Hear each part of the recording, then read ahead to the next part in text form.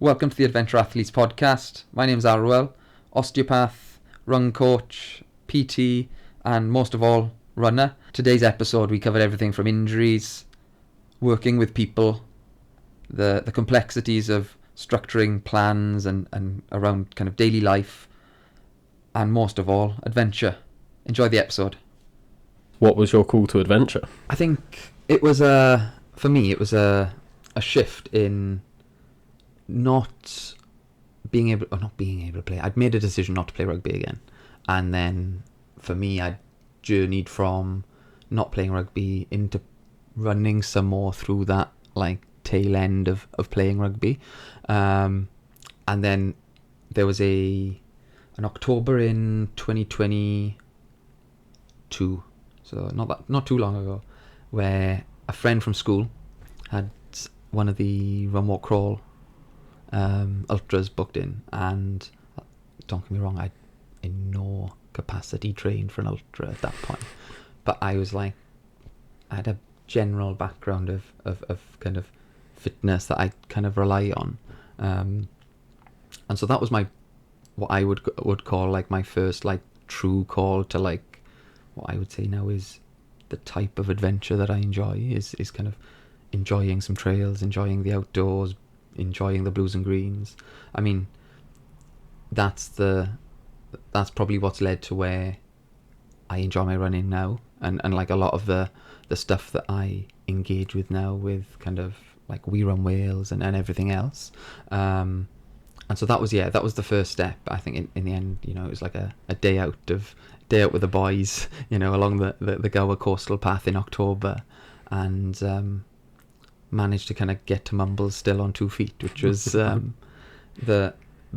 kind of good bit to start with. I didn't quite break down, and the body didn't kind of fail me, so I think that gave me confidence that then, you know, there was more to kind of explore and enjoy, and kind of running then became my vehicle for staying healthy and kind of exploring the outdoors. I think the thought that I'd been to so many of those beaches and never really travelled between them. I've grown up in Neath my whole life. I now live in Swansea, and the thought that I'd been to so many of those like bays and kind of beaches, yet never really known what was in between, on that day really struck a chord. And so kind of being able to go, well, yeah, why don't I do this more? Why don't I know what's between 2 points rather than kind of just the two kind of points that you'd expect to know. And so that's kind of what has been my motto behind like a lot of my trail running now, is like, if I know there's a good place that way and I know there's somewhere else there, I want to know what else is in between. And so kind of journeying those places on foot, and having the capacity to do it, I think is also the thing that you've got to think about with these things, is partly what drives the adventure. Yeah. I've never heard anyone put it like that. It's trying to figure out, well, there's 2 points there, like what's in between? How do I get there on foot? Because there's always going to be a way, like unless you then cross in like oceans and stuff, but regarding you're on the same piece of land, and it's like, yeah, why not figure out what's between them? You said about you didn't really train for your first ultra. But you seem to, like, everyone I talked to, like myself, who didn't train for their first ultra, left it broken and battered, and you was just like, yeah, I was alright. Yeah, I mean, it hurt, but like in places, and I mean, I was in no means competing with the course on that day. Like, it wasn't there for me to, you know, it wasn't a performance based goal that day. It was all very much a social occasion with a group of friends that were out to do it as well, and at some points we'd slow down and we'd eat some more, and then we'd get moving again, and some people would take a bit longer at one aid station, but then they'd catch us up, and then we'd take a bit longer at the next aid station. But broadly speaking, yeah, it wasn't was it kind of, I don't think I kind of know where I can push my body to, and I've probably done it a bit too much sometimes, and left myself in an absolute hole. But yeah, I think that early on it was more about just the idea of being outside, having a day out, getting from A to B, and like I say, that exploring of the points between. Thinking back, like, yes, the days after were sore, and your ability to get up and down stairs is affected, right? But like, that's to be expected when you're covering a distance that you've never covered before, and the type of terrain that you end up covering on those types of events, where there is probably more elevation than you'd ever be able to do in a normal kind of day. And at the end of the day, that's probably not even that much in comparison to some of the other events around now. I think of like some of those extreme events where you add in as many of the peaks through the beacons as you can, and suddenly you're going, oh, okay, yeah, that's another level again. I think if I was to take something like that on then, that would have broken me. I don't think I'd have had the ability. But I think having played rugby and had a kind of a general level of strength behind me, and I think again from work and understanding the body, like knowing where a limit is for tissues or for like the physiological system, I always say it gives me a little bit of a head start, and I know then where and when to maybe hold back a bit and sometimes push on. Don't get me wrong, like sometimes work against me, and I think sometimes that conscious thinking overrides maybe my subconscious ability to keep going and just want to do more. But broadly speaking, I think I say it's nicer to undercook it and not have big problems than overcook it too frequently. Yeah, definitely. That's definitely a problem I have. Is I've always convinced myself that when I start feeling pain, because like you'll be out on a run and sometimes you'll just get like a bit of a niggle, and you're like, oh, is this a niggle or is it an injury? And I just always convince myself, even if it's like an injury, I'm like, oh, it's just a niggle, it'll be fine, keep going. Yeah, I think we're all bad for it, right? I'm like deep in a marathon training block now, and something hurts on most days, right? Like pounding probably too much tarmac, not enough grass, building mileage over time, squeezing in as much intensity as you can. Yeah, like my feet hurt, my calves hurt, my right hip's been hurting, and as you say, you don't want to tell yourself that you should stop. I've been very close to thinking, oh, this can't get any worse, in the sense that if it does, that's when I'd have to kind of say, right, I really do need to make a change. I'm quite lucky that I've got colleagues that can help me and kind of treat things as they kind of crop up, and so often I'm ahead of the game in that sense, where the minute I start feeling something, I'm happy to be like, in your next block, can we just pay a bit of attention to, and we're often able to kind of treat each other in that sense. And yeah, I did end up having some treatment recently for kind of my foot, ankle, just my whole right leg, pretty much my whole right side, that I just seemed to have just carried a bit too much effort and work. And I was probably in the same scenario as you, going, it's a niggle, it's a niggle, it's a niggle. And I was like, okay, it may be a niggle, but you just need to pay it some attention, and not compound any problem that might then become more problematic. It helped that I knew that I was coming into this week, and this week's like a down week, and so you're just like, oh, one more week. One more week. And so yeah, it's always contextual, I think, knowing, as you say, how far into your training you are, how close an event is the training you're doing now or in the next few weeks going to benefit you in the long run, or actually maybe become more of a problem, in terms of the maybe the bigger picture.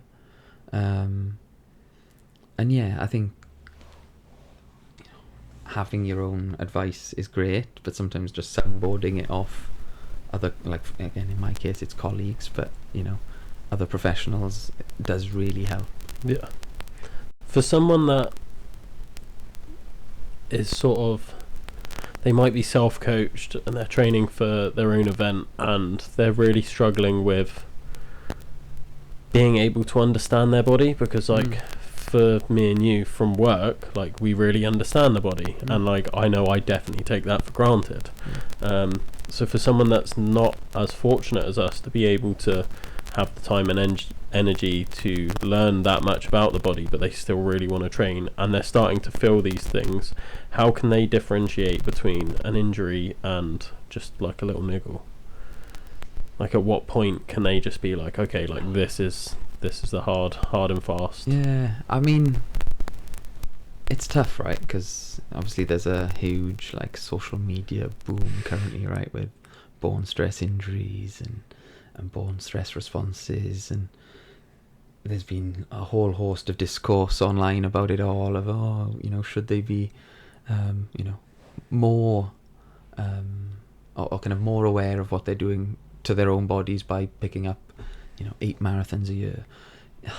I guess my question would be, if you don't have that knowledge, can you reliably make that decision? And you might get it right 3 out of 4 times. I'd say the risk then is what if you don't get it right? Yeah. And so having a professional that you can trust and you have a good relationship with, that you can kind of bounce in and out of, that you can explain your training plan to, and kind of that professional can also understand the context in which you're willing to push and not push, and where that line's drawn. Like at the end of the day, most of us are amateur athletes. Should anything we pick up through our training really stop us from wanting to do the thing we enjoy as a hobby, for most of us? And at what point do you go, well, what if this then starts impacting my job, or my life, or my ability to pay my bills? And so I think we all have an intuitive sense of like, this is a little bit worse than I'd like it to be. And if it stops you from doing the thing you like doing, that's a pretty big giveaway, right? If you can't put your foot to the floor in the morning, that's a pretty big. If you start getting some weakness that doesn't allow that limb to work as well as it should, and you're then having to kind of compensate through another side, those are the kind of pretty big telltale signs. The smaller stuff where things hurt maybe after 4 miles, or maybe they hurt to start with but then they ease off, those are the harder ones to distinguish. But similarly, I don't think without knowing that person's context around what their training looks like, how much they're looking to do, what they're trying to train on, it might be that they could just adapt their training, right? And I think often when you're seeking a professional's advice, I think that's what you're hoping for. You're going, all right, I can go see this person, they won't tell me not to run, but instead they'll tell me to, I don't know, run but on the flats, or run but on softer ground rather than firmer ground, or run but wear a bigger heel drop, so that I'm giving my tissues a little bit of support. And I think for most things that are caught early on, managing training load and adapting how you put tissues under load is probably enough to offset something that gets worse. Yeah. And you may not need to stop completely. Too often though, I think people leave it too late, right? They come at the point where they need to come and see you, not when they think they should come and see you. And that for me is maybe where I would encourage people to go, right, okay, if you're not sure, that's the point. At that single point you go, I'm not sure about this, that's when you should do it. Yeah. Because then you go with a bit more confidence that with a few tweaks you can keep doing. And that's something I've done, right? Like, take my marathon block. I've run kind of pretty heavy mileage from Christmas through to now, and on the whole I've picked up some sore areas. And I can think of one day where I went and Wednesdays are typically a fairly easy run, but the club I run with decided we're going to do a Constitution Hill ladder in Swansea, and so it was just like loops of elevation, and my body's not used to that elevation at the minute. I'm running a flat and fast marathon. Last thing I'm really worrying about is extreme elevation, and my body told me the next 3-4 days, and I was like, oh god, what have I done here? And so for those 4 days I did nothing but like easy miles. There was supposed to be a session, there was supposed to be some kind of marathon paced efforts and so on, but it was like, leave it, like you're not going to gain from trying to work harder in that moment. And after those 4 days of pretty easy jogging and mileage, the body had done what it needed to do. It's built to do it really well, it's built to recover and adapt and kind of save itself. And by the start of the next week I was good to go again. So yeah, I think for me it's that point of like, if you were someone that didn't quite know enough about your body, call it earlier than you think, because you'll be better off doing that than leaving it an extra 2-3 weeks, having hammered it that extra bit, and ending up in a sticky spot where you maybe can't do something for 6 weeks. It's just not worth the trade-off, right? When you at the end of the day, we want to just enjoy. Yeah. How do you then? Because I say it to everyone, it's like, you're injured, go see someone. Like that's the best thing you can do. Find someone that knows what's going on. And as much as I like learning about this stuff, I'm not a professional. I can do sports massage, I can help you like relieve some symptoms, but I can't fix some symptoms. I can give you some exercises as a S&C coach that might help, but again, I can't fix it. So I'm always like, go and see someone. Like, I can help as much as I can, and I research loads, but I'm not a registered professional. But then they're like, well, who do I go and see? And then that's a hard question. So like, how do you find someone that you trust, and how do you know? Because everyone to me is like, oh, do I go to a chiropractor or an osteopath or a physio, or like where? How do you know? I think that there's probably just as much variation between those professionals as there is within the professions themselves, if that makes sense. And so often it's finding, a lot of people find people on recommendation, right? It's often like word of mouth, or a runner that has been to see someone that they got on with and helped them with their running injury, therefore you follow suit and you go see that same person.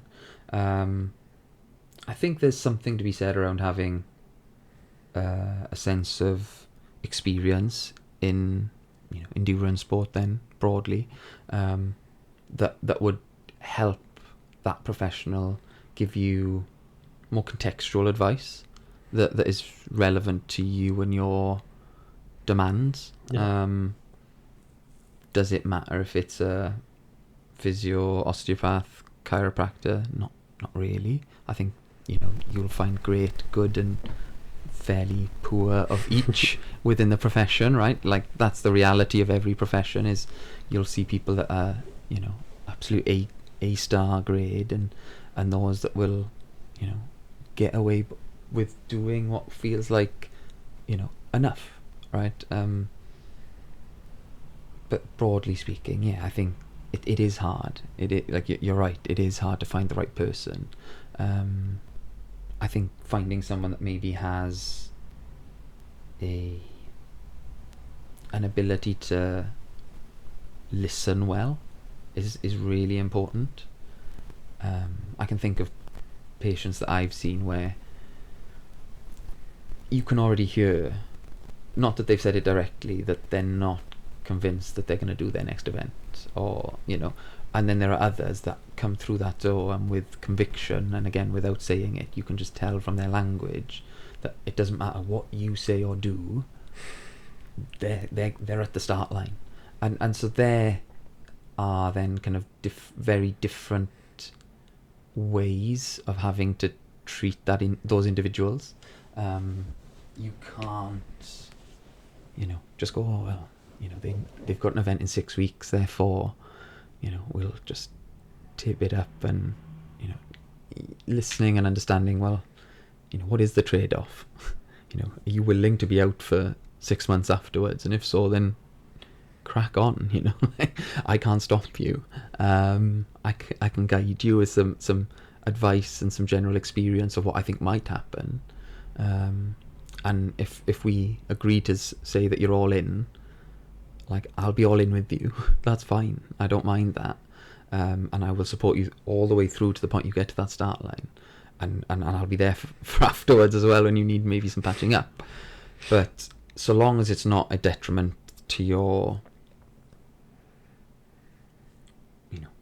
general well-being, I think most of us can recover from musculoskeletal aches, pains, strains that maybe put us out for 6 weeks, 6 months. I think the balance you got to have is, like, does that then affect that person's relationship with the sport long term? I think that's something I've always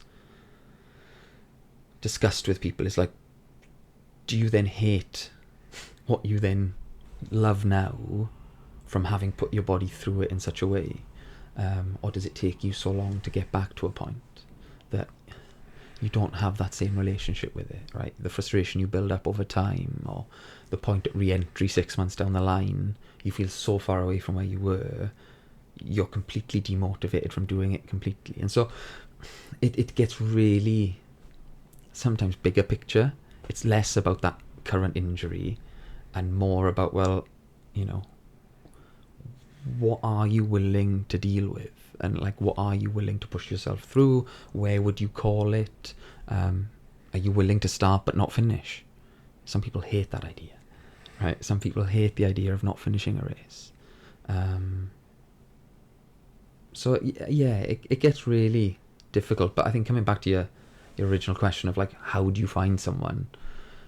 I think there's enough information online now to know from a generally whether or not someone will suit you as an individual, whether that be their website, whether that be their reviews, whether that be their social media, having a general sense of, like, is this person going to match me as a person, is probably more important than if it's a physio, if it's a chiropractor, if it's an osteopath. And then also kind of having a general sense of what are the types of care that you think are going to work for you, right? Ask yourself that before going to an appointment. Is it that I need some sound advice on how I'm going to rehabilitate this? Is it I need it strapped up? Is it that I need some, I feel like I need some manual care and some physical hands-on? Is it that I need just some reassurance that actually this isn't anything more than a niggle, and actually with a bit of managed load I can probably carry on as normal just by taking a few miles out of my week, or a little bit of intensity out of my week. And so I think, like, both knowing who you're going to see and finding someone that matches you, and then having a sense of what you want from that appointment or that visit, probably allows you to have a match that marries up a bit smoother than kind of throwing a dart blindfolded and then going, I'm not really sure why I'm here. Because it definitely allows a professional then to guide a whole session or treatment plan towards what it is you need. I mean, don't get me wrong, they should be good enough to draw that out of you as well, right? The tools they use and the communication that they've got should be that they can work that out as they kind of decipher what it is that you're there for. But not always. Not always. It's not as simple as that. I remember I was training for a world record tyre flip, 100 kilo tyre. In my head I was like, I'm going to do a marathon. I'd signed up in my head to do that before I even knew what the world record was. The world record was like 6.7 miles, so wild difference there. But I was like, as long as I like get the world record, I'll be happy with that attempt. So I went to this physio. I was having a back problem and got recommended them. So I was like, okay, like, been having some issues, going for this world record tyre flip, and I was like, I've been having this issue with my back for about 4 years before I even thought about the tyre. So I'm like, I know it's not to do with my tyre training, but my tyre training's flared it up. Can you have a look and like try and fix it and like see what we can do for it? And then she was just like, oh, it's because you're doing so many tyre flips. And I'm like, no, because I had it before. And she just wouldn't let go, and she was like, this is a ridiculous challenge, like you shouldn't do it. And I was like, no, but I'm going for a world record, like I'm doing it. I've trained for 6 months for this. Like I'm 100% trying this challenge. I haven't just wasted 6 months for nothing where all my training was tyre flips. She just wasn't having any of it. Yeah, and that's for me is like a great example of like a mismatch in, I guess, understanding, want, demand, like where, like there's this idea of like person-centered care or patient-centered care, and within that you have to have an idea of what that individual in your room wants, because the next person that comes in with back pain would be completely different, right? Like your back pain and what you need to do and your demands in that one instant or within that time frame is different to, I don't know, Joan that comes in through the door next and is 75 and hasn't maybe been able to do any physical activity for the last 6 months because of her back pain. Like, you're not going to treat those two individuals in the same way. And so understanding the drivers and the things that make you in that instant want to move, need to move, and as I kind of said to you earlier, like in that instant there was no one that was going to likely tell you you can't flip tires, right? And so you'd probably have it, like in my eyes, you'd probably use some tools to make your lower back feel better in that moment. That might be a little bit of manual therapy just to make you feel like your body's easier. Is that going to fix your back pain in that moment? Probably not, because you're going to go start flipping tires again, right? So things are going to start loading again. But likelihood is you'd look at going, well, can we manage how many tires we flip but train your back in a similar way that builds the capacity that we can just flip tires on the day? Like, there is a limit to the need of specified like training, if that makes sense. You know, there was a real mismatch, not just with the physio but with my coach at the time, because he was a running coach. Nothing against him as a coach, he's a really good coach, but he wasn't really good for tyre flip coaching. So I wonder why. my whole coaching was just tyre flips, and I was doing like hours of tyre flips, like a absurd amount of tyre flips, and then an easy run, and that was my whole training.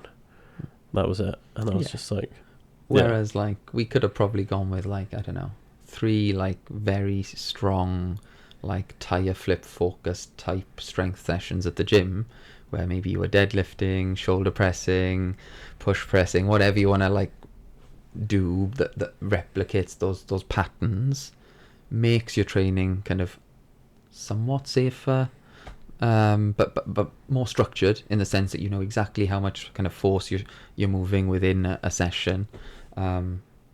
You drag that out over time so that you're kind of maximizing either, well, in your case you'd probably look at like repetition over volume, and then from there go, right, yes, we are going to have to begin with like 2 tyre flipping sessions a week, and the closer we get to the event, I want you on that tyre. You know, I want you to really know and feel like how effectively and efficiently you can move that tyre, and as you build through that process, like you build it in stages in a way that you'd hope in a way that you don't get the back pain in the first place.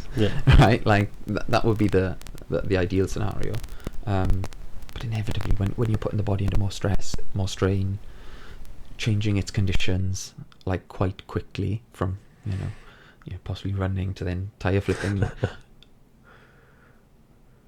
it's no surprise that something then starts hurting, right? But like within that, it's going, right, how do we control the measures that we can control?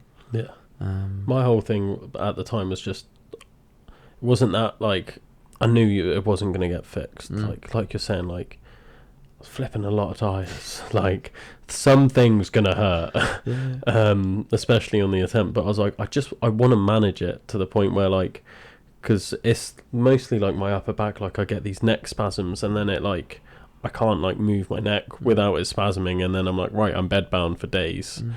Like, I don't want that. Like, can we just manage it so I don't get that? Like, I don't mind a bit of a stiff neck where you're like, oh, that's a bit tight, because I'm like, okay, like what I'm doing is extreme, but it's like, can I just not have the bedbound, the part where it then affects my training? Can I just, and it just wasn't. Like you say, just that mismatch, right? Like, I think as therapists or as professionals within that space where you treat patients in pain, you never really see the people that don't get on. Does that make sense? Like, you only hear your own success stories, so you think you get this bias that actually my method's the best method, because if someone didn't like your care, they just don't turn up. They'll go find someone else without telling you, and that's the last you'll see of them. And that very rarely gets back to you as a professional, right? And so, I think there's something to be said around like self-reflection, and there's a lot of that in kind of osteopathy around like self-reflective practice and kind of having peers come and kind of discuss how it is you think about how you work, what parts you need to develop, where are your weaknesses in your care, and maybe what are your strengths, and do you double down on some of those strengths, or actually do we fill some of those gaps where, in that case, I would say there was a need to have better communication skills or questioning skills to better understand your motivations. I always say to patients, I've got people that you've kind of got to put the reins on and say, come on, hold back, please, and you've kind of got to not beg them, but like say, you're really gonna, just a little bit further back, and in 2 weeks I'll let you go, right? And that's enough to kind of go, okay, yeah, just 2 weeks, okay, yeah, great. And then there's other people where like you have to physically kind of get them to do more, and there's everything in between, and like when you can't quite work out what person's in front of you in that sense, it's hard to offer the right care. I think it's really hard. If you don't know the person, it's hard to then know the care plan that matches that individual best. And so it is it's not an easy space to work in, and you'll never get it right 100% of the time, and anyone that claims they do is absolutely bullshit. I finish most days with questions around whether or not that was the right choice, or whether or not kind of, did I explain something well enough, or actually did I explain something a bit too much for that person, and then did they need a bit less kind of medical jargon then per se, and just a very simplified, like, look, this is safe to move, and here are some options, but don't feel confined by these options. A gentle walk around the park will do you just as good, and they have that kind of flexibility then to go, oh yeah, I don't actually want to do some of my specific rehab exercises today, I just want to go walk my dog around the park. And they'll do that, and sometimes that's 10 times more valuable for them, because they go, oh, I've got freedom, I've got autonomy of choice, and those things can be hugely impactful when it comes to getting better. When someone can realise, oh, actually I can do a bit more without being told to do more, that can be the trigger that gives them that kind of snowball momentum to get them feeling from where they were to feeling so much better. No, it's definitely, like you're saying, it's definitely a hard space to work in, and having that ability to read people and be like, because some people just want to be told, do this, don't do this, right? They don't want the choice. They need that. Like, I would be someone that is like, you cannot do this, and it's like, oh, fine. Like, I need that hard rule. Having a bit of flexibility, I then You're try and gonna like play with it, right? I'm like, how flexible is this flexibility? It's one of those bendy rulers when you're back at school, like, whoa. That would be me. I'm the kid that bends it till it breaks, and it's like, well, now I know the breaking point. But yeah, other people need, like you're saying, like that. Oh, I can have like a bit of bend, like walk's fine. But it is all down to knowing that person. Yeah, it's invaluable. I've never put it into words like that. Like, this is something I always find interesting with talking to people like yourself. Is it's like you have all these thoughts, and you was getting along the lines of like you're almost in like your own little echo chamber of like, oh, this is my success stories, like, because the people that aren't getting success for me aren't coming to me anymore. Exactly. So I've got my own little echo chamber, and then you're just like, cool, that's my views. And it's like, one, you then question, is it right or not? Like you were saying, you're like, have I done the right thing here? Like, could I be doing it better? Am I doing just like completely the wrong thing and I just don't know, but it's working, so I'm going to stick with it. But it's also like, I tend to not verbalize things then. And it's like, I've got all these beliefs in my head, and like, I think this is the right thing, and I think this is how I should do stuff. But where I haven't spoken to people about it, it's like, it's refreshing to then talk to someone and then tell you, and it's like, yes, that's what I've been thinking, but without verbalizing it, you don't really know that's what you've been thinking at the same time. Yeah, I don't know. I just found that really interesting. I think there's I think we say manual therapy and the kind of healthcare space around musculoskeletal care is kind of like these two contrasting ends of a spectrum, right? Those that maybe dive into the real biomechanical, we need to fix this and move that and press this, and if this kind of works better and we load it well, then great. And then there's this other kind of, I'd say, spectrum where you're looking at more kind of the,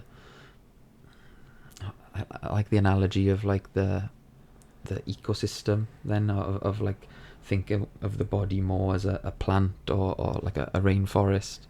And when too many things are off, so if it's not getting enough sun or too much sun or not enough water, too little water, if the air around it isn't, in our case that might be we're not getting enough sleep, we're stressed to our eyeballs with work or whatever other stresses and strains we've got, then we're also putting our physical bodies through it, because we're going, oh well, I actually still got that marathon coming up that I got to train for, so I'm gonna take out a few hours sleep and run a bit more, which, okay, yeah, great.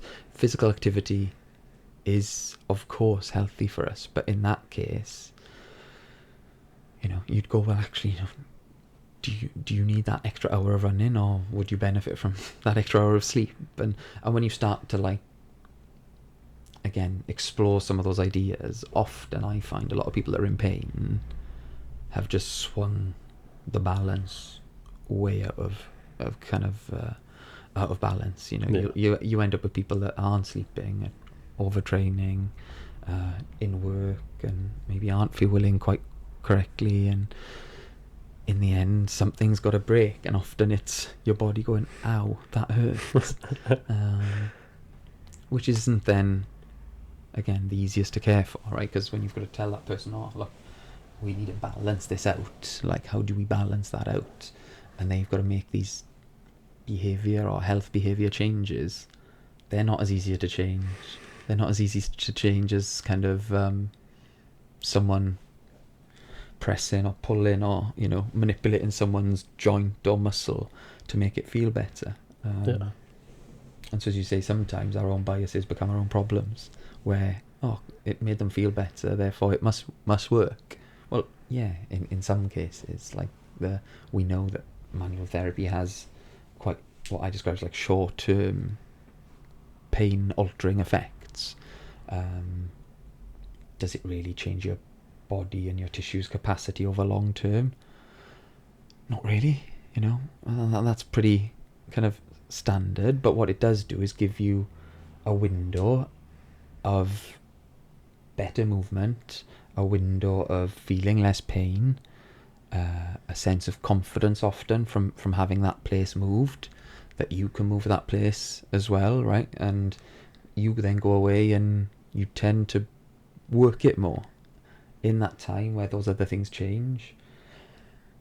that's what often helps that person get better. It's everything else around it, right? The other contextual changes, the ability for them to go, oh, you know, yes, I've given myself a moment to breathe and relax and not think about stress at work, and I have given myself an extra hour in bed, and those are the things that I think have the biggest impact. I just often see myself as a facilitator to make sure the patient can do those things, or understands that they are even part and parcel of what's becoming a problem for them. Yeah. But yeah, I feel like I've gone straight off like running, and we're straight into kind of injury world. It's I'm fascinated by the body and injuries, and helping people with injuries as well. Like, you've probably seen all the books there. Like, wasn't it somewhere? Yeah, there's a lot of books about injuries, and for good reason, because I've had many of them. So then I'm like, cool, how do I not get injured again? So I'm fascinated. Like I was saying in Kath's podcast, about how I would love to be a physio, but I've just never gone to get the qualification. But if I could take the test and become one, I 100% would. Like, you're willing to commit 3 years is the question, right? It's kind of, I think, the more or less, or possibly, what is it? I don't know. Did they do I think there's probably a conversion course as well. Yeah, it's interesting, because I think there is currently a need for more modern ways of becoming healthcare professionals. There has been, and there probably still is, right, a constraint currently that realistically, to become a doctor, a nurse, an osteopath, a physio, you've got to go to university, and that's a massive barrier for like a huge number of the population in the UK. And there are people that I know would be great physios, osteopaths, chiropractors, doctors, but the bar to entry is too high, and that can be educational bar of entry, that can be a financial bar of entry, or a time commitment, right? Like, some people can't commit 3 years, 4 years, or whatever it may be. Like, my course was 4 years, and they were intense years. Like, you know, I probably left that 4 years at my unhealthiest. But then at that point I was like, right, I'm done. I can, you know, crack on now. I can go work and explore the things I enjoy a bit more again, and so on. So, yeah, I mean, there's definitely a need to kind of, I think, explore ways in which I think you could get kind of people into these professions in a slightly different way. Yeah. I say it all the time as well, but then I never have an answer myself, because it's like you still need that regulation. You still need to make sure that there is a level of competency there, of course, and like, it has to be managed somehow. But for me personally, like, I don't like how things are taught generally. I don't like things like essays and there's things like that where and I just look at it and I'm just like, how much of that is really impacting my ability to do a certain job? Like, I was trying to get a job before to do with strength and conditioning coaching. Now, I've got a strength and conditioning qualification, but I didn't go to uni for it, and I've got years of experience doing it, and I got turned down from the job because they were like, oh yeah, but you don't have a degree. And I was like, no, but like, look at this experience and the portfolio. And they were just like, yeah, but you don't have a degree. So they ended up going with someone that was fresh out of uni. And then I was just like, this doesn't make sense.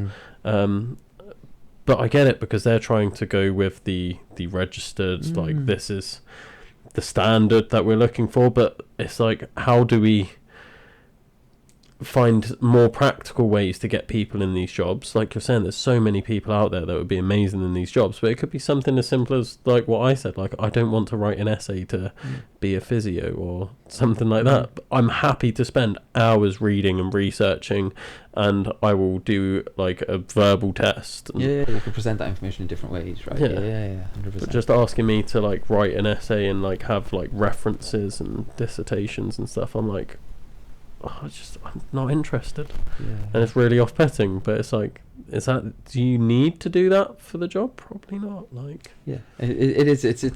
I do think, I think broadly speaking, higher education is going through an absolute kind of overhaul at the minute, right? They're struggling for a whole host of different reasons, and so it'll be interesting to see how kind of both universities and the government kind of look at filling workforces, because it'll become a problem. There's an aging population, and you end up with fewer people that are going to university. Well, that doesn't fill the gap, and so then maybe apprenticeships are kind of a bridge, and then you have other kind of methods of entry that like you say, it could be that actually you build professional workspaces where actually it's like a foundation in itself to doing the next thing, and you get these professional ladders that allow you to build through from one thing to the next, knowing that you've built, as you say, a portfolio of experience, and you can show that and prove that, and I think there is a general sense that there will, I think, inevitably be change.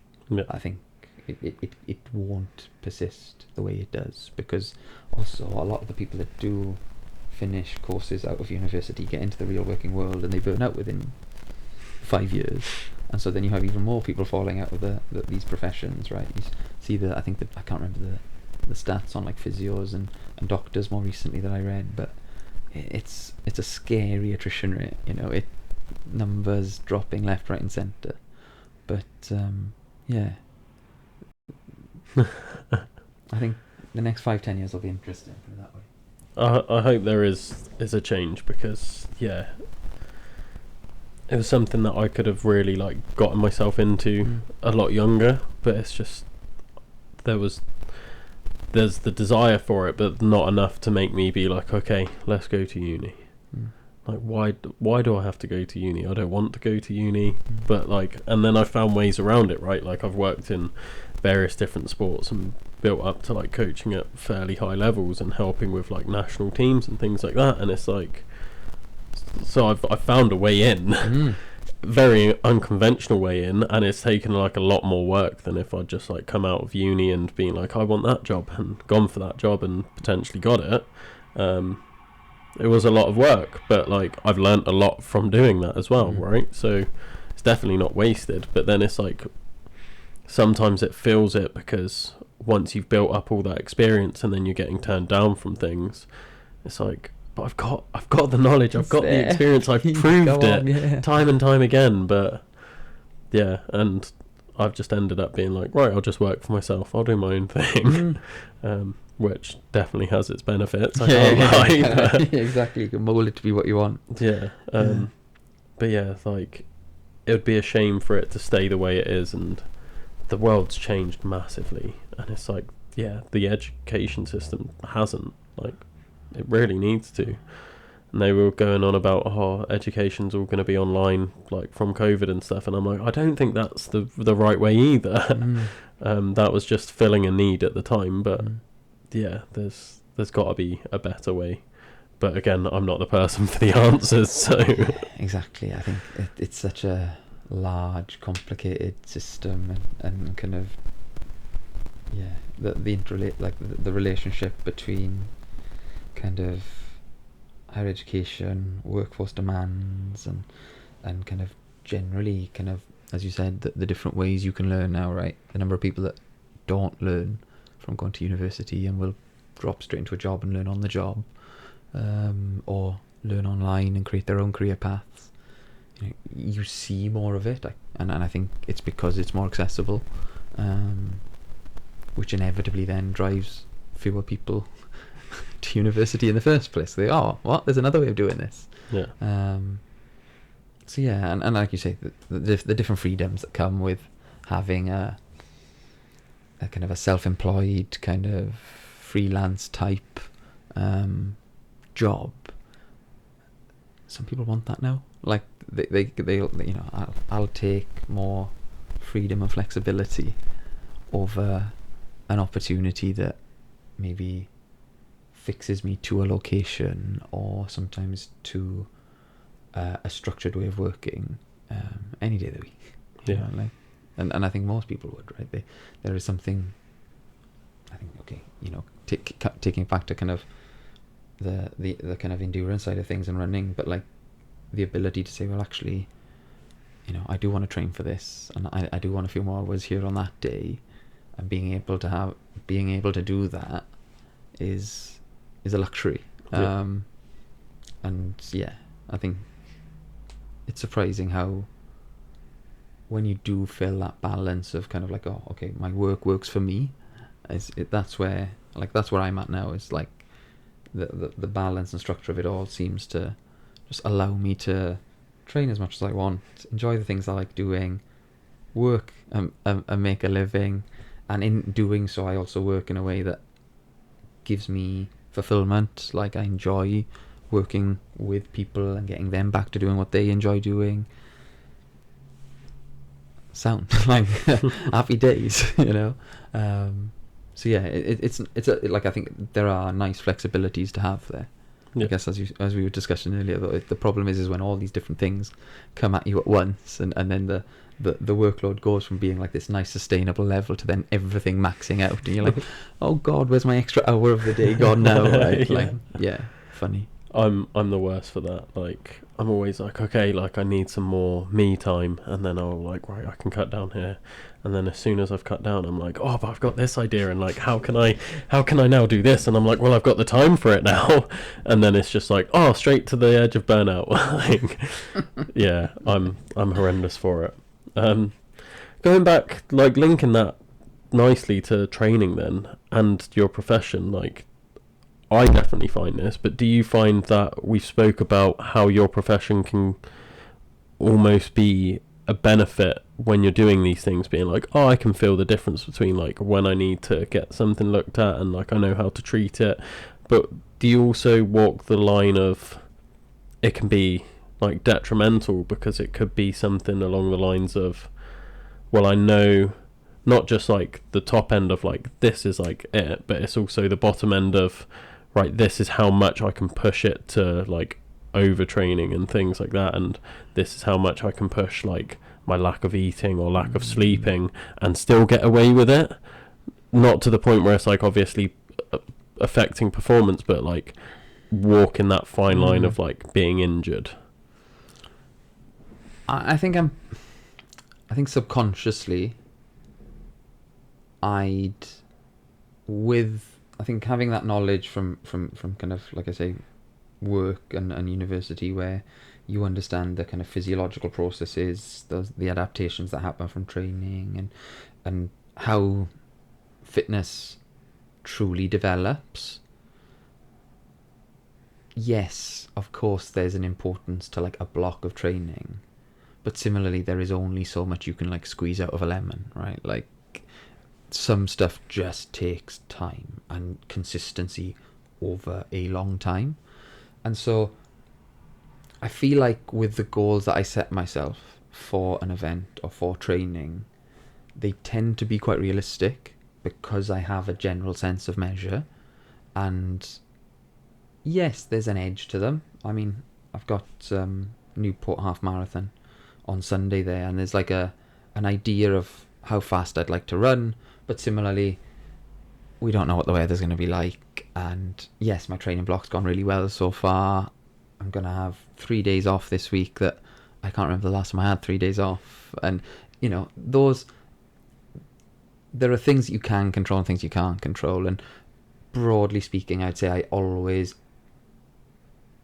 kind of sit in a position of being more cautious with my training, knowing that if I don't get injured for 2, 3, 4, 6, 8 weeks, those 8 weeks will pay off from doing less than trying to maximize and risking injury. And so there's a sense of like longevity in my planning as well.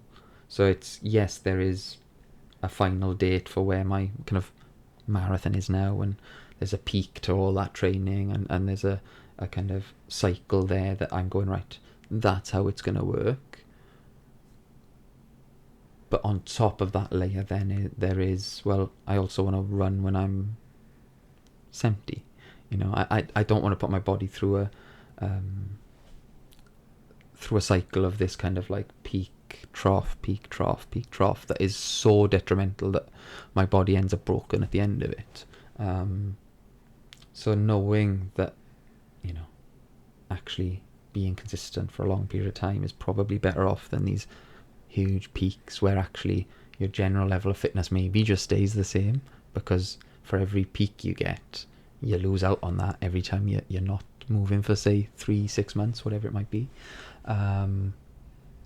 Yeah, I'd always say, like, I tend to stay on the kind of cautionary side where I'd rather do less than more. Yeah. And I mean, one thing I rarely kind of lose out on is sleep. So, like, those are my two kind of bankers, is kind of like training load and sleep. My diet could be a lot better than it is, but I definitely don't worry about eating more, if that makes sense. I don't need to worry about kind of, I've never had issues with kind of disordered eating around my training and thinking about my weight when I'm racing or anything like that.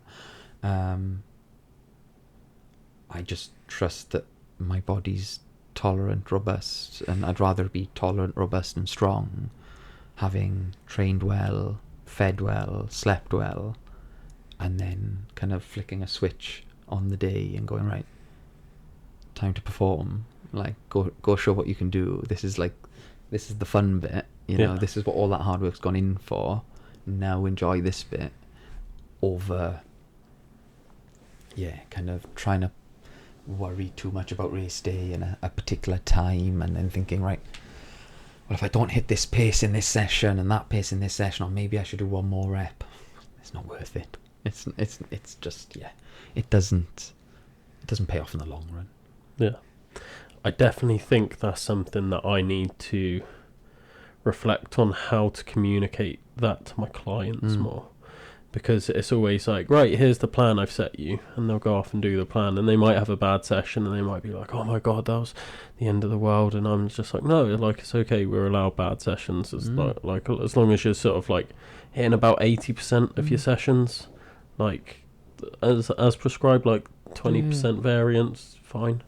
But like to the point where it's like just being like, it's okay to just like miss a session if you want to, like, you don't have to like apologize to me and make a big fuss out of it, because I know that it does impact them like mentally as well. Like a big part of like my client base is like, I deal a lot with like mental health. They're not patients, like clients. They'll come to me because they've got mental health issues, because I'm an ambassador for a mental health charity, so I attract a lot of that, and I'm very open about my own mental health with bipolar and things like that. So I know how much training impacts your mental health. So it's, I think I need to find a way to communicate it better, where it's not going to impact their mental health and be like, oh my god, the world's falling apart because I missed the session. Because I definitely know what that feels like, and I hate that my clients feel like that too. Yeah, exactly. And I think, you know, everything can impact that day, right, where you have a bad session from, you know, you go back to those same things, or like you had a bad night's sleep the night before, or kind of you've got a really stressful situation going on with family or work, or and maybe you're just not feeling it.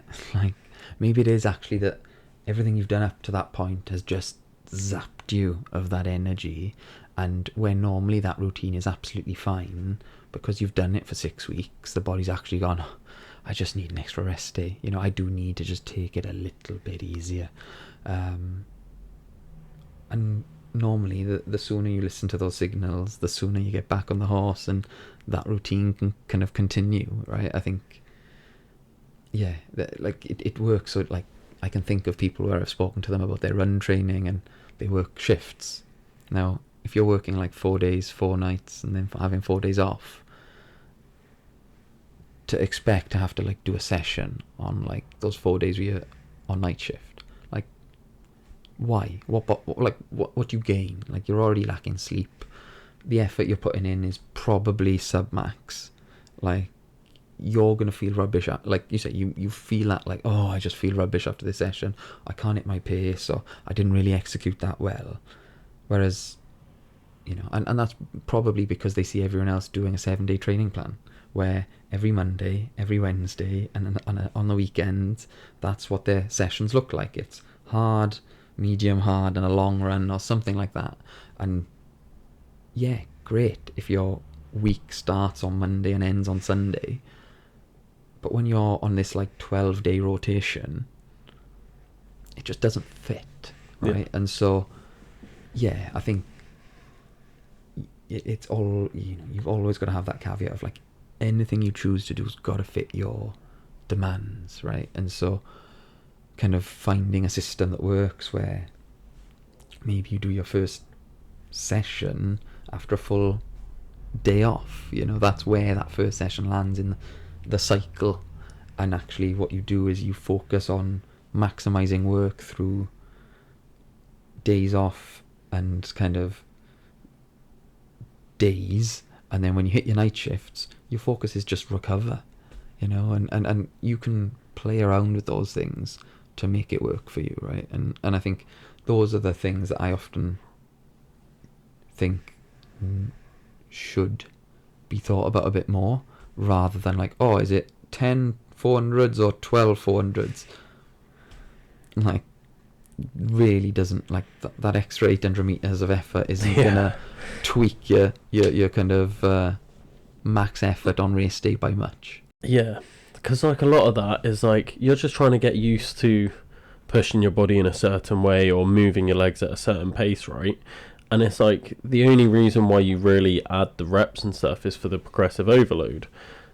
But it's like, especially with things like running and sprinting and those faster sessions, like, a lot of the progressive overload you're actually just getting by putting like a little bit more effort in, and your body being able to produce more force because it's getting used to it now, and you're just generally producing more force in the same efforts. Mm-hmm. But it's harder to show that to someone, right? And be like, look, like, this is the progressive overload. So it's like, okay, we'll do 2 more of them. Like, is that 800 meters changing? Like, for me, I coach like a lot of ultra athletes. Like, is that 800 meters changing your 100 miler? Exactly. Probably not. But if you do 10 of the 12, just doing that week on week, is that improving your fitness generally and the efficiency that you can move, like, biomechanically? Mm-hmm. Yeah. Like, yeah, and I think there's this real, I've noted this like really interesting kind of difference when people take on an ultra. Say if they've come from road running and then they go to take on an ultra, there's like, I've yet to like race an ultra. All my ultras have been like days out with people enjoying the outdoors. Like, that's how I use a 50k or a kind of a 30 miler or something like that. And so if I was to train for an ultra, I wouldn't spend all my time on a trail. It's just inefficient to move my physiological markers up the scale. Yes, you can replicate, you know, work that you can do on a track or on a tarmac loop by picking maybe a traily gravel track route or something like that.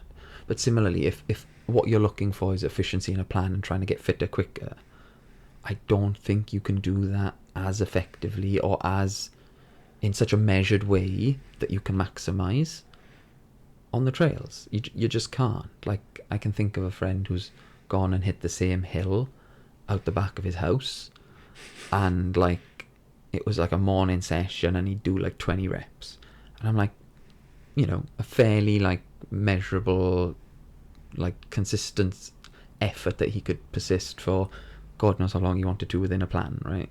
12, 16 weeks, whatever. But broadly speaking, if you want to get quicker at running over any terrain, yes, there's a sense of efficiency and specificity around the terrain you're working on, and the peaks and troughs of a trail more likely than there would be on a road race. But if you move your physiological markers up the scale, it doesn't matter what you're running on, you'll run faster. Yeah. And so getting a training plan that works for you, and then towards the tail end of it, adding in some of that specialization and maybe looking at the efficiencies around moving more effectively over gravel, mud, grass, uphill, downhill, you know, yeah, that's where you'd maybe turn and tweak the kind of effectiveness. But broadly speaking, if all you want to do is get fitter, there are so many different ways to skin a cat. Like, you don't have to have this, like, and I don't tend to, most of the year, have a plan around my training. I just train, and I just enjoy doing something a bit hard, something a bit long, and run in between as much as I feel like I want to. It is only then when maybe I have a goal or a focus that maybe I sit down and I plan out, and I kind of have a sense of like, I want to reach closer to max, but I'm still, like I said earlier, on the cautious side. Yeah. No, it's definitely something that I think a lot of people get wrong. I've been saying this for like a little while now as well, about how I think the biggest benefit trail runners are going to get is going to a track. Like, I don't see any like trail runners really go and do track work. And like, I run a track session every Sunday because I'm like, I've fallen in love with track work. Like, I've never done track. I just realised there's a track not that far from here, and I'm like, oh, this is awesome. I'm going to go do some. And then my friend used to compete in athletics, and I'm like, oh, cool, can you teach me some stuff? So he's like, teach me all these things. And I'm just like, this is awesome. Like, why are more people not doing this? And then I've started taking these track sessions, and I've got ultra runners coming along, and just seeing how they move just through basic running drills, and I'm like, they don't know how to run. Well, yeah, like, there is something to be said around, like, when you run fast, you can't hide your inefficiencies. Like, you will soon pick up on, you know, and yes, you know, the caveat to that is everyone runs differently, and there are, you know, 100 different ways that you can run and still run effectively. But broadly speaking, kind of, when you run that much faster, yeah, it draws out kind of some noticeable things that might be changed or trained, and before you know it, you are more kind of mechanically efficient or able to move at a certain speed for longer. And yeah, I think you say track, for example, is a big identifier of that, right? Because there isn't much going on. It's pan flat. It's only so long. You've got 2 bends and 2 straights, and you know, when often you're playing a bit of cat and mouse with the person in front or behind, you know, there is that kind of mental edge of, oh God, I got to keep up here, and then slowly you're like, oh wow, why is my kind of biomechanics really breaking down on me here, and why can't I lift my knees quite so high? And it is, you know, it's like you say, weaknesses and things that then you'd probably look at as a strength and conditioning coach, going, right, here are some of those inefficiencies that I think maybe we could train. But yeah, it is, I think, yeah, I think the risk, I not the risk, but like kind of the one thing I've always thought is I'd never want to be all in on anything.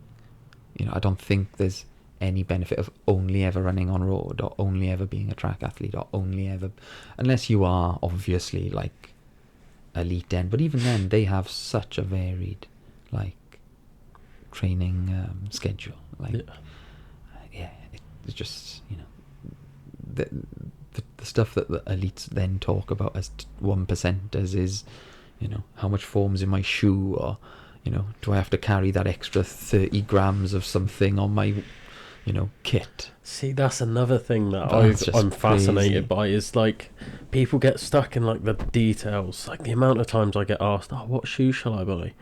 I don't have a clue what shoes you should buy, and I don't think you should really care either. Like, you're doing your first ever like half marathon. Like, are they comfortable? Do you feel like you got good grip on the bottom of them? You willing to pay for them?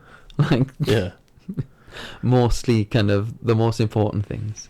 Yeah. Like, are they going to injure you? Like, there's pictures of me running my first ultra, and I'm in like basically like skate shoes.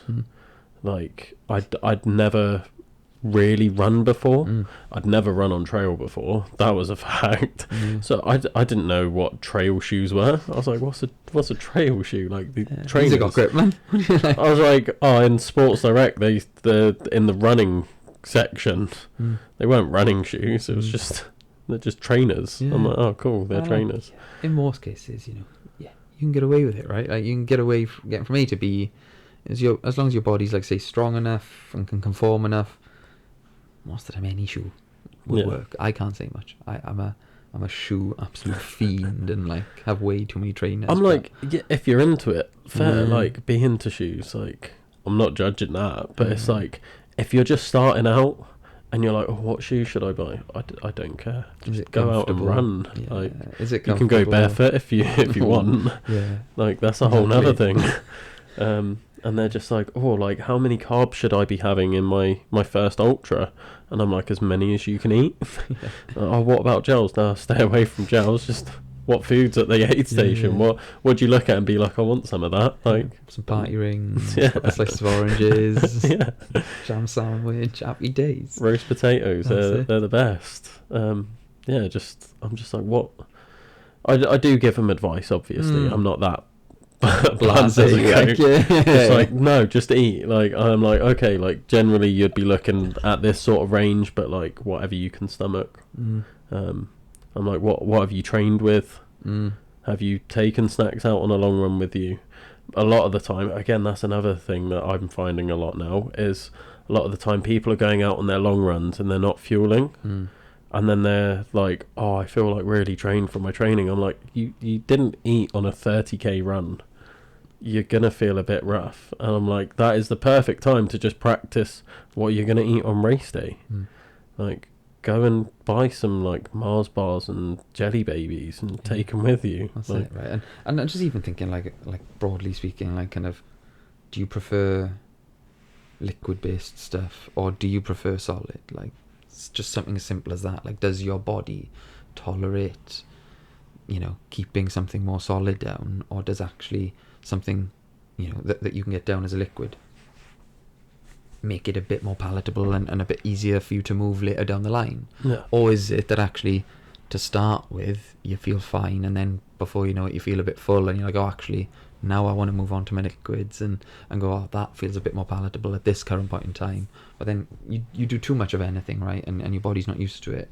Like, I've definitely run where I've taken on too much liquid, and that's all I can feel is my, like, stomach sloshing about, and I'm like, oh, I wish I'd have chosen to put some solids down me a bit sooner.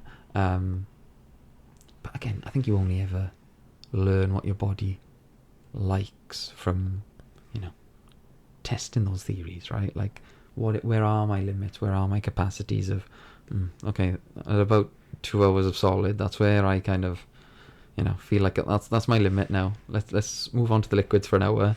Let the body do its thing and kind of ease up some space and go again. But yeah, I think that's I think, particularly when you're looking at running longer distances, right? When you're doing anything over kind of probably a marathon distance,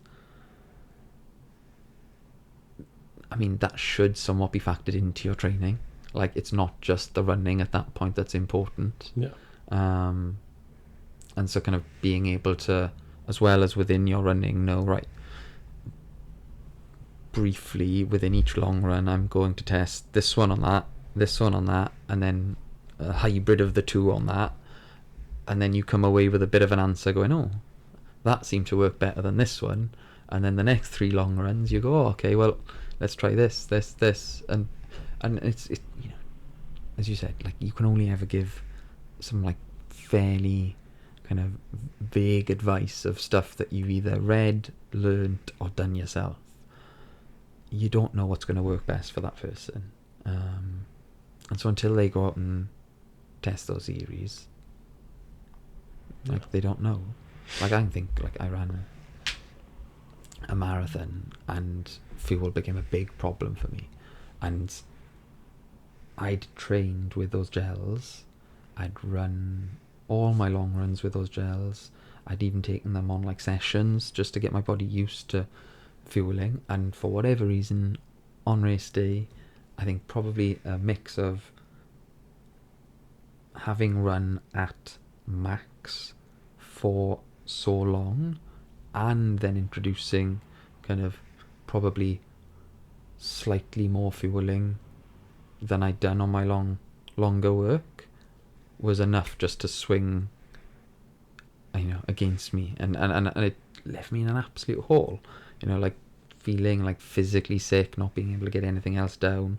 And when that happens, like, what, 25-30k in, you know, that's a job then to try and get yourself moving in any capacity towards the end. Yeah. It is definitely like you're saying, something you got to test, but like, you're gonna get it wrong. Oh yeah. Like, I spent all year training for my 6 ultras in 6 days, right? The whole year, every single ultra I did, I was like, okay, I'm trying this thing out for it. And 10 days before the 6, I had overnight ultra, just 12 hours, many loops as you can do. And I was like, I've got everything nailed right now. I've got the right electrolytes. I've got the right fueling strategy. I've got the right shoes. I've tested everything. This is just my final little practicing, bit of sleep deprivation, and then I'm good for my 6. And it all went to shit. And I was like, I've done everything right. I was glad it happened then and not on the 6, because it turned out like I was throwing up, and it was because I wasn't having enough electrolytes. My body just decided the ones that I'd been taking consistently, it didn't like anymore. So then, as soon as someone else gave me their electrolytes, I was like, this has worked. Like, I feel fine again. And I was like, yeah. I then ordered like 2 bottles of the stuff to just be like, cool, right, I've got that for my 6 now. That's what worked for me. It was a really nice last minute change, but like, I went into that so confident, being like, I've got everything down, and within the first like 2 laps I was like, I've not got this down at all. Something's not working. Yeah. So it does go wrong, but you only know from doing it. Yeah, so, exactly. 100%. And like, even when you're doing it in training, like, it's not going to go perfect, and that's okay. That's kind of the point. That's when where it's not supposed to go right. Yeah. Like, exactly. That's the whole point of training, and training those things in training. Like, you kind of find out then, and not on the big day or on the big days or whatever it is, right? Yeah, no, it's I think that's a good lesson that a lot of people need to learn as well, right? Is when you're training, things are meant to go wrong. Like, that's the point of the training. You know, if your training was perfect the whole time, then it's like, what have you really learnt for the race?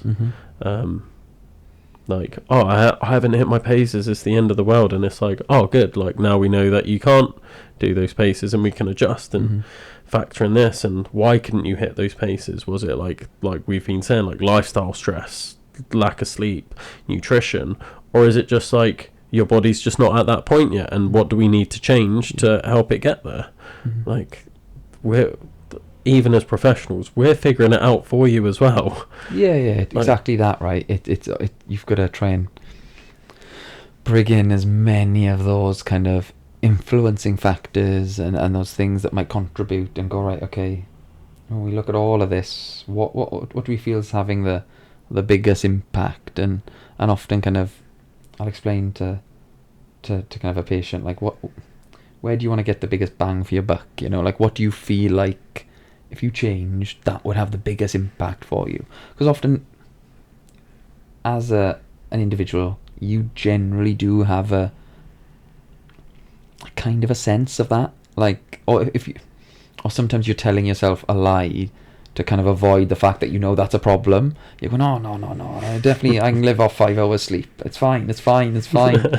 And then when you start having these like realistic conversations and you're going, oh, yeah, maybe that is really having a bit of an impact on everything else I'm doing. And that could be, like you say, something as simple as your mood around your training, right? It might be that you actually execute it really well, but you just feel a bit like, oh, about it. You just think, oh, I feel like I could have done more there. But you don't know why you can't. And it's little things like that then, yeah, I think being able to soundboard those things with someone that understands really gives you an opportunity to go, oh yeah, that is what I need to change. It gives you that like kind of aha moment of going, yeah, that's the one I've been ignoring. Yeah. Because don't get me wrong, I think, yes, you can suggest changes to people, but often, like, you might be miles off the mark. You might have like no idea what their big thing is, or it might be a handful of things that they need to change that add up to having a big effect, right? And yeah, it's often got to be driven by like you yourself, right? And I know my answers most of the time, but sometimes need to bounce them off like colleagues or kind of friends that they go, oh yeah, maybe you could think about changing that a bit more, doing a bit more of this. And sometimes you don't even take on the advice they have recommended because you actually know what the real answer is, if that makes sense. You go, oh yeah. It's not always just about hearing what you want, it's about hearing, like, it's not about hearing the right answer. Sometimes it's about hearing the wrong answer and then being like, well, no, it's not that because it's this. And then it's like, okay, I've just had to admit that. My own answer. Yeah. I've been avoiding saying that, but now that you've said this, I have to say it. Mm-hmm. On that then, what do you think is going to be the biggest factor that you need to change for your marathon training right now? Just calling you out publicly. Yeah, calling out. I mean, to be honest, I've been lucky so far that my block is going like smoothly, and so I'm waiting for that bump in the road. Realistically, for me, it's all about kind of trusting I've done the work and not doing more than needed at the tail end of the plan. Like, it's always a thing where I'm like, oh, one more long run or slightly few more miles on this one, and cumulatively, if you do that on everything, what should be a taper soon just turns into a training week, right? So yeah, I think really trusting the fact that I'm not gaining any more fitness in those last 2.5 weeks, like even maybe 3, kind of based on my plan, and it's written down.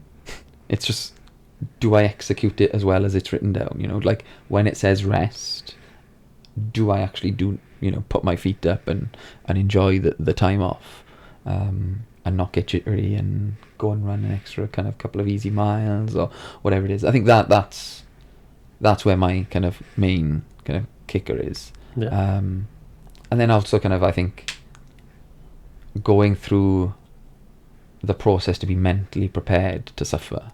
Like, yes, you do some hard long runs and you do some sessions that are hard, but very often not much prepares you for kind of the last 5-10k of a marathon. Like, I've been to the point where I've been carried over the line for the last 2k, so I know I can put my body in a hole.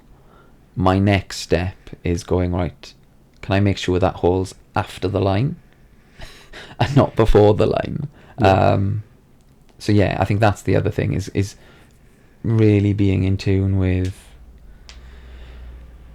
my taper and then how I run the race. Like, I have an idea already in my head of like managing the first half more than I've ever done before, just so that it gives me the opportunity to close hard. and whether or not that becomes the right plan or not is yet to be seen, but that's how I'm confidently executing it. I've decided, like, that's how I want to approach the race. That's how I'm going to run it, and I'll hopefully run like an absolute demon in the last 10k and not end up, being carried through a line. Like, that's kind of where I'd like to be. So yeah, I'd say, the taper's the big one. Like, just trusting that the work's been done, backing off, and just settling in. Yeah. Cool. And then going back right to the start, back to your call to adventure, what advice would you give that person just before taking on that call?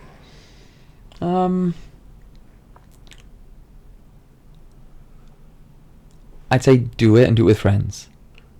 Like, a lot of what I do now, I execute with others in company, and there is a load of stuff you have to do on your own. We all live different lives, we all have different timetables, but broadly speaking, I don't think you can go wrong doing something with other people.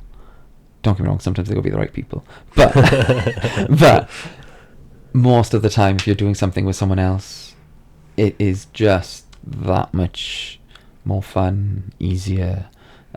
You'll learn stuff from one another. You'll connect on a different kind of level that maybe you're not able to do at a work meeting or at a pub or whatever it might be. And sharing those experiences is, I think, invaluable. And so that's often where kind of a lot of the trail running work that I do with, like, the We Run group and the community there comes from. It's, no one there is expecting to run a training session.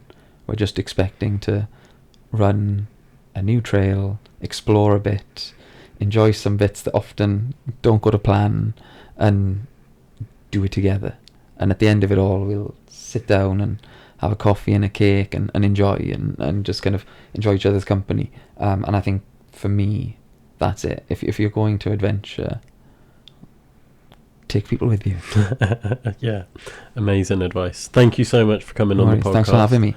No, it's been an absolute pleasure. So. Yeah, it's a whirlwind of injury, osteo, physio / running, kind of, absolute maze, but loved it. Not what I was expecting at all today. Exactly. There we go. No, thanks, man. No, awesome.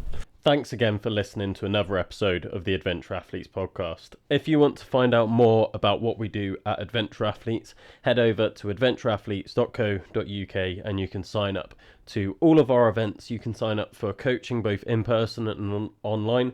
You can sign up for sports massage. You can sign up for outdoor activity days like the National Three Peaks and get guided by one of our expert guides. So just head over to adventureathletes.co.uk and don't forget to help us spread the word of the podcast. Give it a like, give us a follow, give it a share it with your friends, your family, your mum, your dad, your cat, your nan, everyone you can imagine, because the more views and the further we spread this podcast, the more I can keep this going. There's been a few times in the past 3 years where I've been so close to giving up, and it's all been made possible by you guys and your guest recommendations and giving us listens, giving us support so we can keep going. The more we can spread this, the bigger and better the podcast can get. Until next time, guys.